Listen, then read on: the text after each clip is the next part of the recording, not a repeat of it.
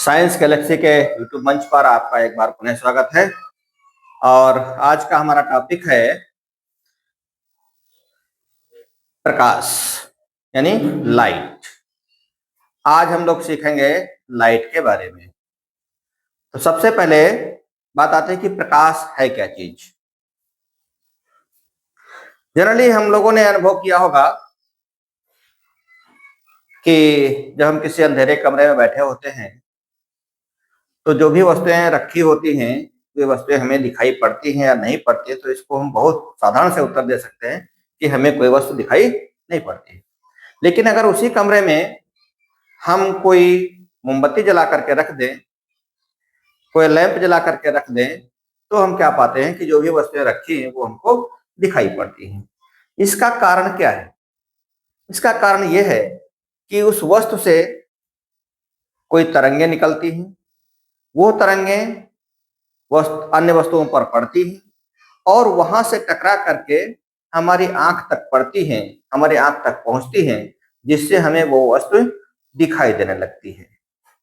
तो प्रकाश क्या है? प्रकाश एक प्रकार की ऊर्जा है जो हमारी आंख को संवेदित करती है। प्रकाश एक प्रकार की ऊर्जा है जो हमारी आंख को संवेदित करती है। ये तो हो गया प्रकाश। अब बात आती है कि प्रकाश किस रूप में व्यवहार करता है। तो प्रकाश तरंग के रूप में चलता है। प्रकाश तरंग के रूप में चलता है, जैसा कि हमने अभी आपको बताया। लेकिन ये तरंगें कौन सी होती हैं? ये वैद्युत चुंबकीय तरंगों के रूप में चलता है। प्रकाश वैद्युत चुंबकीय तरंगों के रूप में चलता है।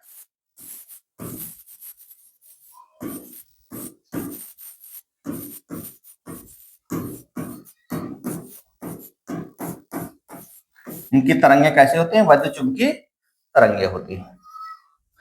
और ये प्रकाश कण की भांति भी व्यवहार करता है।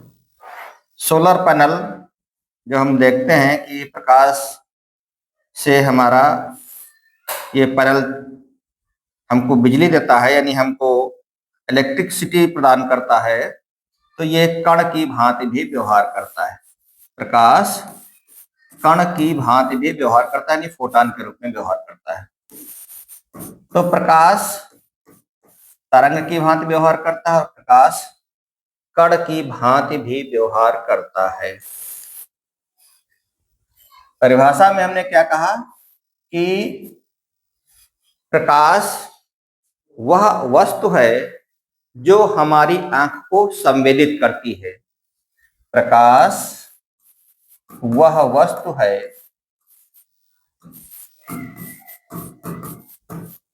जो हमारी आंख को संवेदित करती है, जो हमारी आंख को संवेदित करती है, संवेदित करती है। और ये क्या है? एक प्रकार की ऊर्जा है। एक प्रकार की ऊर्जा है।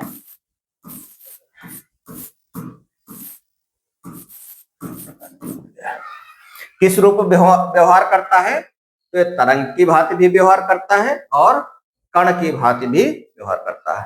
तरंगें कैसी होती हैं इसकी? वैद्युत चुंबकीय तरंगें होती हैं। तरंगें कैसी होती हैं? वैद्युत चुंबकीय तरंगें होती हैं। हम जो देख पाते हैं तरंगें, या जो हम आभास कर पाते हैं, उनकी तरंग दैर्ध्य होती है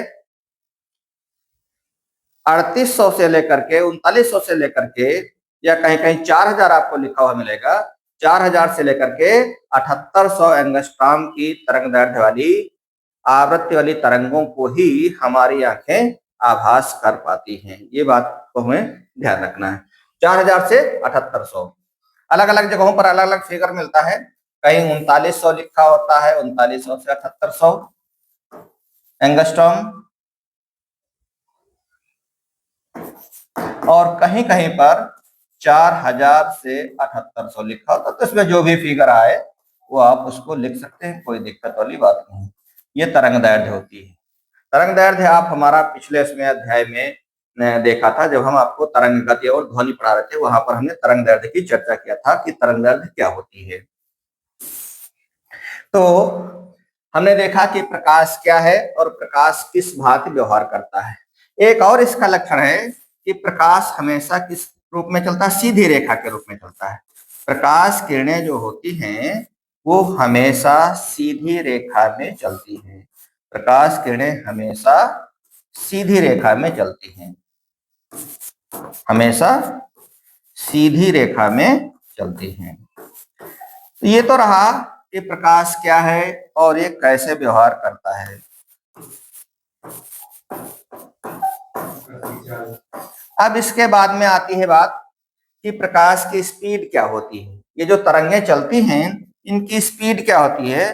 तो प्रकाश की चाल होती है, प्रकाश की चाल होती है 3×10⁸ मीटर प्रति सेकेंड। 3×10⁸ मीटर प्रति सेकेंड ये प्रकाश की चाल होती है।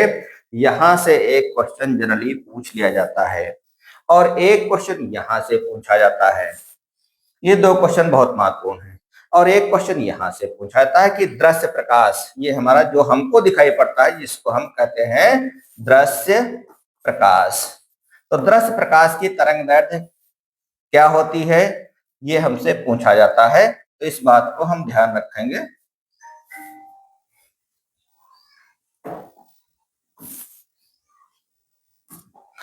दृश्य प्रकाश की तरंग दैर्ध्य कितनी होती है। ये होती है 4000 से लेकर के 7800 एंगस्ट्रॉम। जो भी आपके पास फिगर उपलब्ध हो इस टाइप से, इससे मिलता जुलता वही आप लिखेंगे। तो प्रकाश की चाल हमने देख लिया, दृश्य प्रकाश की तरंग दैर्ध्य देख लिया, और इसके बाद में आप प्रकाश से संबंधित कुछ और घटनाएं हैं, उन घटनाओं का भी हम जिक्र करेंगे। चलिए देखते हैं प्रकाश की कौन कौन सी घटनाएं हैं। तो प्रकाश में एक पहली घटना जो हम पढ़ेंगे वो होता है परावर्तन। कौन सा? परावर्तन। और दूसरी घटना है अपवर्तन की। प्रकाश में अपवर्तन भी होता है, एक एक को हम समझेंगे बाद में। नंबर 1 परावर्तन, नंबर 2 अपवर्तन, नंबर 3 विवर्तन, नंबर 4 व्यतिकरण। सब कुछ हम समझेंगे एक एक करके। व्यतिकरण,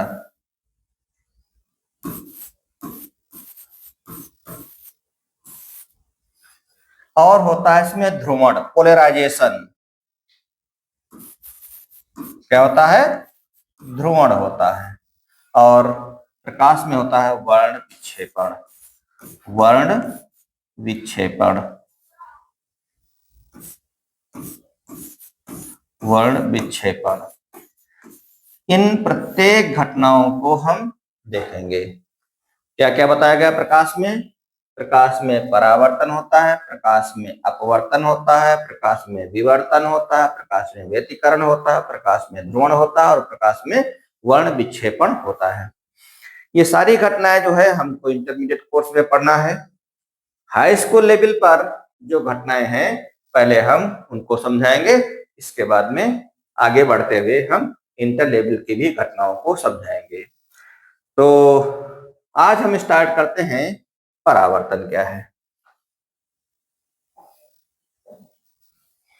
परावर्तन अक्सर करके हम लोगों ने बचपन में एक घटना देखी होगी और सभी लड़कों ने लगभग लगभग उस घटना को किया ही होगा कि जाड़े के दिनों में खास करके हम लोग दोपहर में स्नान किया करते थे। और दोपहर में क्या होता था कि कभी स्नान करने के बाद में जब हम लोग कंघा करते थे, यानी सामने एक दर्पण रखते थे और कंघा करते थे, तो अनायास ही कभी कभी घर के अंदर हम देख रहे होते अपना चेहरा और अचानक कभी जो है उस दर्पण को घुमाते थे तो हमें कहीं दीवार पर हमें चमक दिखाई पड़ती थी। दीवार पर हमें कहीं चमक दिखाई पड़ती थी। तो ये जो चमक दिखाई पड़ती थी उस बात को हम समझ नहीं पाए कि ये कौन सी घटना है, लेकिन एक घटना होती थी, फिर उसमें बड़ा आनंद आता था। उसको चारों तरफ घुमाते थे और वो तरह तरह से देखते कि किस तरीके से कहीं विशेष हिस्से में हमको चमक दिखाई पड़ती थी। ये चमक और कुछ नहीं था, ये वास्तव में परावर्तन ही था। और परावर्तन के ही माध्यम से, प्रकाश के परावर्तन के ही माध्यम से हम अपने चेहरे को देख पा रहे होते हैं। तो क्या होता है कि जब कोई प्रकाश की किरणें, यहां से हमें परिभाषा निकल करके मिलती है कि जब कोई प्रकाश की किरणें किसी चिकने पृष्ठ पर पड़ती हैं तो वहां से रिटर्न होकर के और वापस चली जाती हैं। इस घटना को ही हम क्या कहते हैं? प्रकाश का परावर्तन कहते हैं। प्रकाश का परावर्तन क्या चीज है? जब प्रकाश किरणें किसी चिकने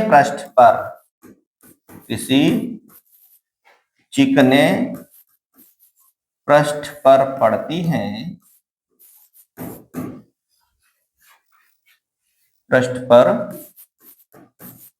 हैं तो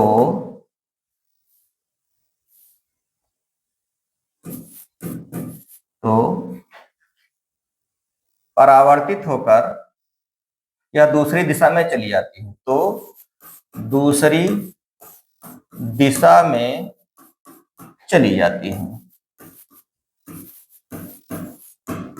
इस घटना को हम कहते हैं प्रकाश का परावर्तन।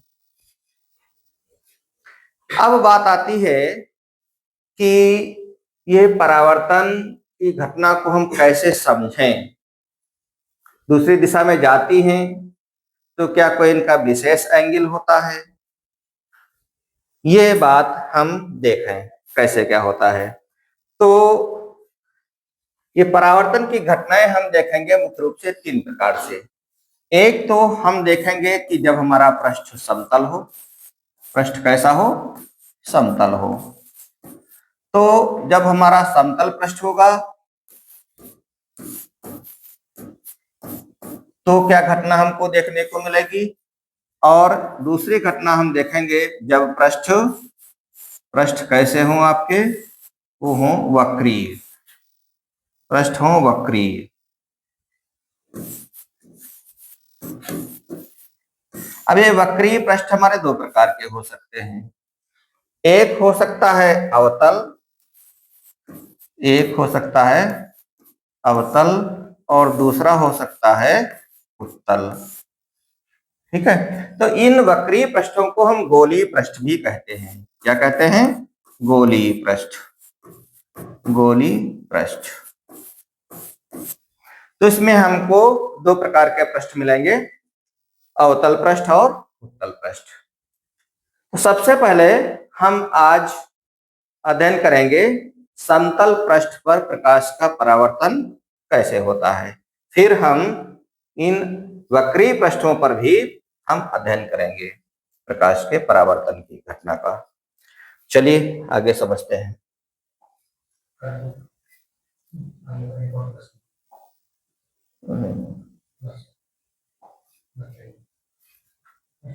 ठीक। अब जो है हम आते हैं समतल पृष्ठों पर प्रकाश का परावर्तन।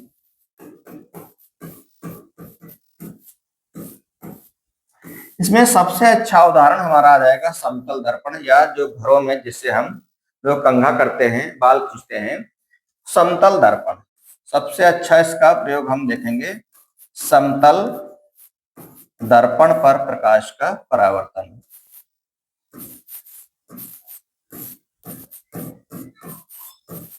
समतल दर्पण पर प्रकाश का परावर्तन। अब यहां पर एक दर्पण शब्द आता है। दर्पण किसे कहते हैं? तो वह युक्ति जिसके एक पृष्ठ पर पालिश होती है और दूसरे हिस्से से प्रकाश का परावर्तन होता है, दर्पण कहलाते हैं। दर्पण में हम आर पार यानी ट्रांसपेरेंट उसका हिस्सा नहीं होगा, आर पार नहीं दिखाई पड़ेगा। जैसे कुछ इस प्रकार से हम ले सकते हैं,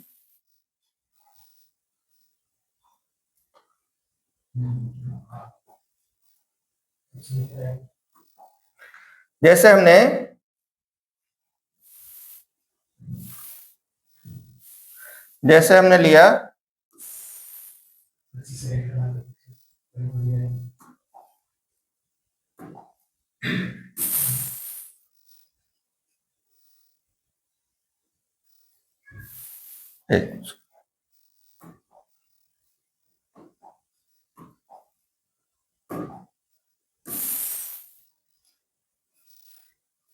जैसे हमने ये कोई एक हिस्सा इसका चमकदार है और दूसरे हिस्से पर, निचले वाले हिस्से पर यहाँ पर इधर को पॉलिश कर दी गई है कि इसे ट्रांसपेरेंट ना हो रहे। ये चमकदार हिस्सा ऊपर वाला, और यहाँ पर कोई प्रकाश की किरण पड़ रही है, यहाँ पर कोई प्रकाश की किरण पड़ रही है।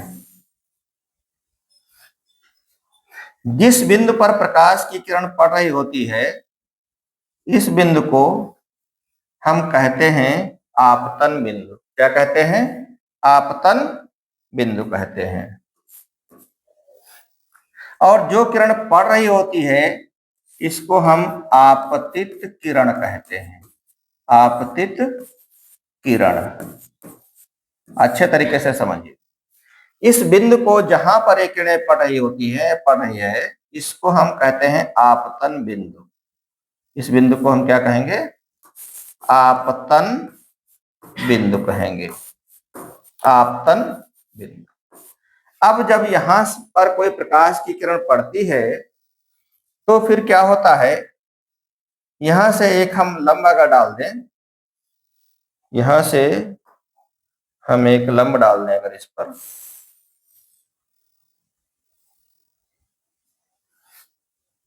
तो क्या होगा कि जो कोण ये होता है, जो कोण ये है हमारा,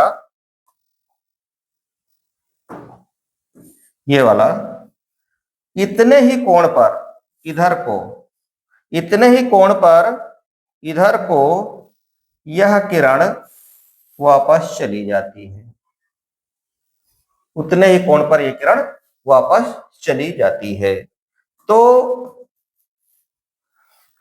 इस घटना को हम कहते हैं प्रकाश का परावर्तन। ये किरण सीधे इधर इस माध्यम को पार करके नहीं जाती है, बल्कि उसी माध्यम में वापस लौट जाती है। तो फिर हम ये भी कह सकते हैं, जब कोई प्रकाश की किरण किसी चिकने पृष्ठ पर पड़ती है और उसी माध्यम में वापस लौट जाती है, तो इस घटना को हम प्रकाश का परावर्तन कहते हैं। माध्यम चेंज नहीं होता है। तो यहां पर यह है हमारा अभिलंब, यह है हमारा अभिलंब, अभिलंब है।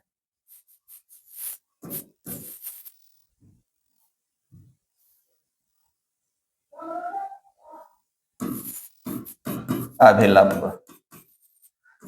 और ये वाली किरण जो वापस जा रही होती है, इसको हम कहते हैं परावर्तित किरण। क्या कहते हैं? परावर्तित किरण कहते हैं। अभिलंब और आपतित किरण के बीच में जो कोण बन रहा होता है, इस कोण को हम कहते हैं आपतन कोण। क्या कहते हैं? आपतन कोण कहते हैं। इसी प्रकार से परावर्तित किरण और अभिलंब के बीच बने कोण को हम कहते हैं परावर्तन कोण। आपतन कोण और परावर्तन कोण हो गए। इस मामले में हम ये पाएंगे कि जितना आपतन कोण होगा, उतना ही परावर्तन कोण होता है। उतना ही परावर्तन कोण होता है। यह उसकी एक और खास विशेषता है परावर्तन के नियमों की। परावर्तन कोण। यानी अगर इसको हम आई से लिख रहे हैं, अगर ये आई है तो यह भी आई के बराबर ही होगा, ये भी आई के बराबर ही होगा। अब वो जो भी कोण हो,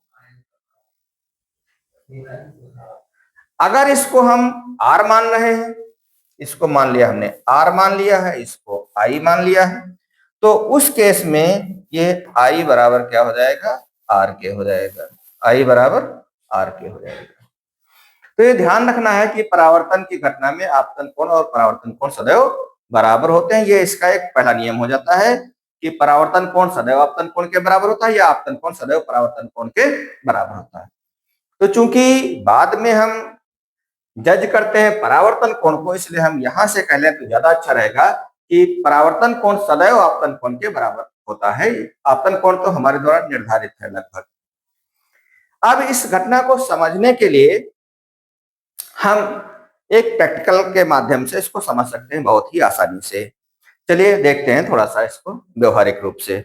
जैसे मान लिया हमने क्या किया कि एक ड्राइंग बोर्ड लिया और उस ड्राइंग बोर्ड पर हमने एक ड्राइंग बोर्ड ले रखा है बड़ा सा। उस ड्राइंग बोर्ड पर मान लिया ये हमारे पास समतल दर्पण है, जिसमें इधर का एक चिकना पृष्ठ है ये, और इसके पीछे एक लकड़ी का गुटका होता है। तो हम इस पर एक लाइन खींच करके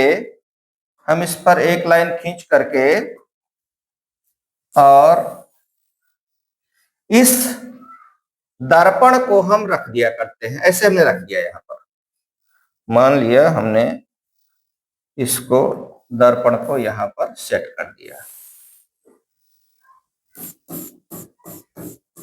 रख दिया। अब हम क्या काम करेंगे कि एक तरफ ड्राइंग बोर्ड पर हमने कागज को लगा रखा है, कागज पर एक हमने लाइन ड्रॉ कर लिया है, और फिर हम एक ऑलपिन यहां पर लगाते हैं, एक ऑलपिन यहां पर लगाते हैं, और इन ऑलपिन को हम दूसरे साइड से देखते हैं। तो जब हम इधर से देखेंगे तो ये ऑलपिन्स हमको कहीं इधर और इधर कहीं दिखाई पड़ेंगी। जब ऐसा दिखाई पड़े तो ठीक उसी के सीध में हम तीसरी एक पिन लगाएंगे, ऑल पिन लगाएंगे, और एक चौथी लगाएंगे।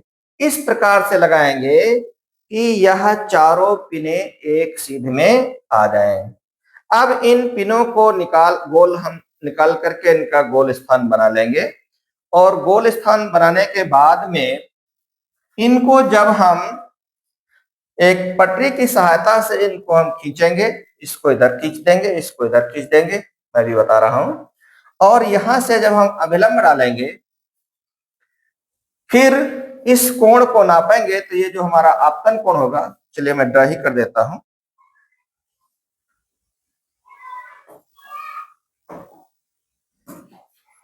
मान लिया कुछ इस प्रकार से है, चलिए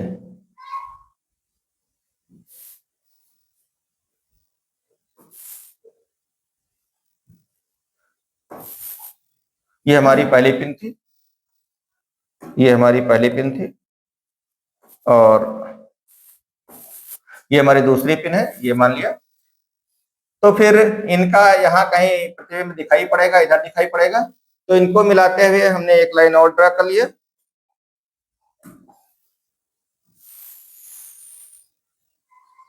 सपोज करो कि यहाँ पर था, अंदाज से लगाया गया था निशान, ये यहाँ पर था, और ये जो पिने हमको दिखाई पड़ रही थी ये कुछ इस प्रकार से दिखाई पड़ रही थी। इसी को हम आगे बढ़ा देते हैं।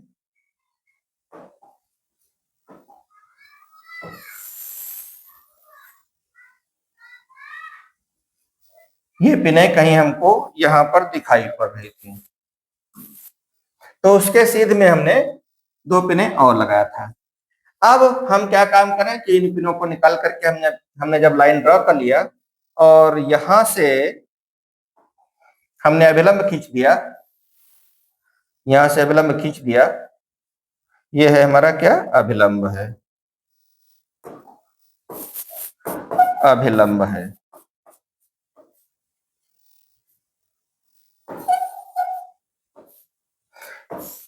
तो हम पाएंगे कि ये जो हमारा कोण होगा, जिस कोण को हम आपतन कोण कहेंगे, और इस कोण को ना पाएंगे जिसको हम परावर्तन कोण कहेंगे, ये दोनों कोण हमारे बराबर ठहरेंगे। ये हम प्रयोग कम से कम 3 बार दोहराते हैं। तो इस प्रकार से तीनों केस में हम ये पाएंगे कि सदैव ये वाला कोण और ये कोण बराबर आएगा। इस प्रकार से परावर्तन के नियमों की पुष्टि हो जाती है और हम समझ पाते हैं कि हमेशा आपतन कोण सदैव परावर्तन कोण के बराबर होता है। अब इसका जो दूसरा पॉइंट है, खास पॉइंट ये है, जो दूसरा नियम कहलाता है परावर्तन का, वो है कि आपतित किरण, परावर्तित किरण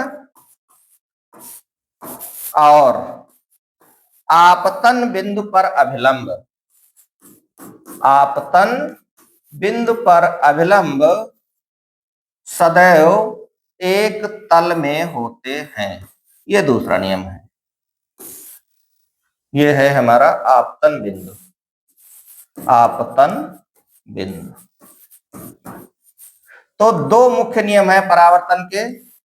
पहला नियम हो गया कि परावर्तन कोण सदैव आपतन कोण के बराबर होता है, और दूसरा नियम हो गया कि आपतित किरण, परावर्तित किरण और आपतन बिंदु पर खींचा गया अभिलंब, ये तीनों एक ही प्लेन में होते हैं, एक ही तल में होते हैं।